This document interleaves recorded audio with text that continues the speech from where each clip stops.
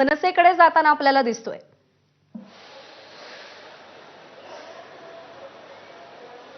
ज्या प्रकारे हा मुद्दा प्रखरतेने राज्यात पोहोचवण्याचं काम दोन पक्ष या महाविकास आघाडीमध्ये करतात, म्हणजे इतर तर पक्ष करतायत, वारंवार मुद्दा उचलतायत, मात्र ज्या प्रकारे आपण मागील काही दिवसांपासून म्हणजे अगदी मागील 3 आठवड्यापासून बघितलं तर उद्धव ठाकरेंनी एक मेळावा घेतला, त्यासोबतच राज ठाकरेंनी 2 मेळावे घेतले आणि ज्यामध्ये प्रखरतेने हा मुद्दा मांडला। काही पुरावे, मुंबईतील मतदार याद्यांमधील जे घोळ आहे त्यातले काही पुरावे त्यांनी समोर मांडले।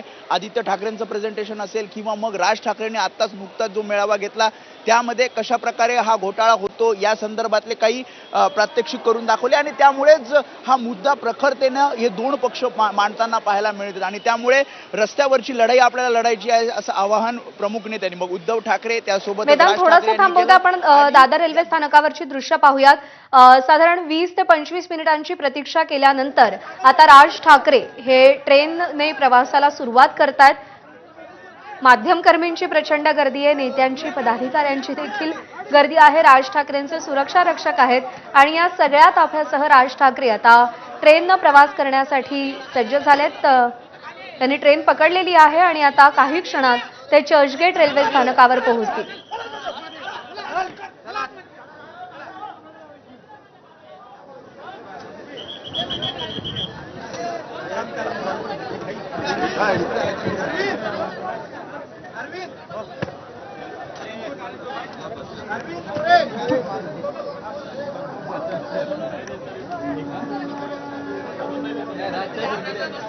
सर्वसामान्य मुंबईकरांचं रोजचं जीणं कसं असतं, लोकल प्रवास कसा असतो याचा अनुभव आज राज ठाकरे घेत आहेत। लोकलच्या या डब्यामध्ये सध्या गर्दी आहे, माध्यमकर्मी आहेत, राज ठाकरेंचे नेते आहेत, पदाधिकारी आहेत आणि या सगळ्यांसह राज ठाकरे सध्या प्रवास करतायत।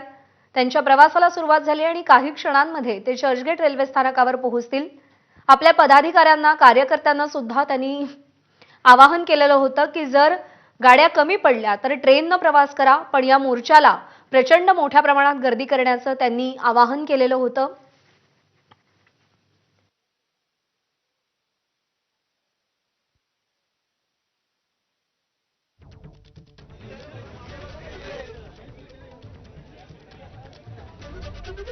तर ही काही वेळापूर्वीची दृश्य आपण पाहत होतो। तर आधी ट्रेननी राज ठाकरे यांच्या प्रवासाला सुरुवात झालेली आहे। राज ठाकरे यांची भूमिका, त्यांचा या मोर्चातला सहभाग हा सध्या अत्यंत लक्ष वेधून घेणारा मुद्दा ठरतोय। सातत्यानं मतदार याद्यांमधला घोळ, मतचोरी या संदर्भात राज ठाकरे यांनी आवाज उठवला।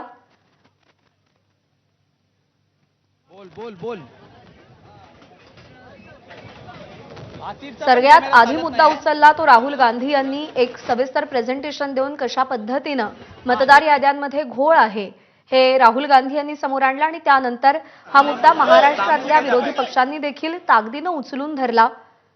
आधी आदित्य ठाकरे यांनी प्रेझेंटेशन केलं, त्यापूर्वी सगळ्या विरोधकांनी एकत्रितरित्या निवडणूक आयुक्त, निवडणूक अधिकाऱ्यांची भेट घेतली, मतदार याद्यांमध्ये कसे घोळ आहेत हे सप्रमाण त्यांच्या समोर ठेवलं।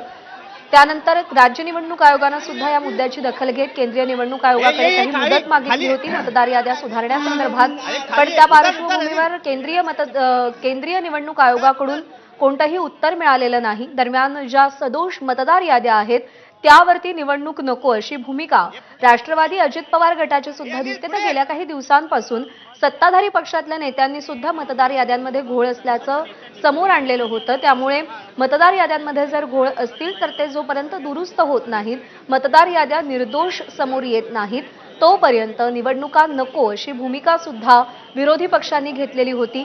याआधी स्थानिक स्वराज्य संस्थांच्या निवडणुका होत नाहीत म्हणून विरोधक सातत्याने आक्रमक झालेले होते, सत्ताधारी पक्षावर त्यांनी टीका केलेली होती।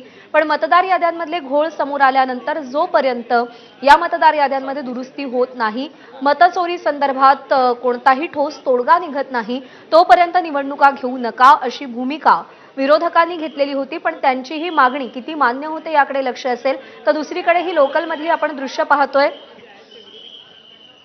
बाळा नांदगावकर आणि मनसेचे इतर सगळे महत्त्वाचे नेते सध्या लोकलने प्रवास करतायत। लोकलमध्ये सुद्धा मनसेचे स्टिकर्स लावण्यात आलेले आहेत. रेल्वे स्थानकावर फ्लेक्स लावण्यात आलेले आहेत. राज ठाकरे हे विंडो सीटमध्ये बसून सध्या चर्चगेटच्या दिशेनं प्रवास करतायत.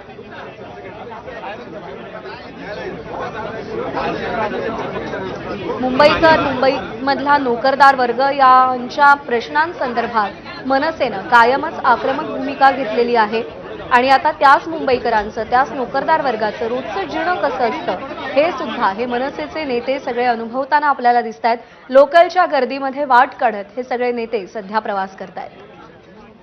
राज ठाकरे आता मोर्चासाठी रवाना झाले. दादरला ट्रेन पकडून आता ते चर्चगेटला जाणार आहेत. वेस्टर्न रेल्वे, पश्चिम रेल्वेनं ते प्रवास करतायत आणि त्यांच्या प्रवासाची ही दृश्य तुम्ही एबीपी माझावर सध्या पाहताय.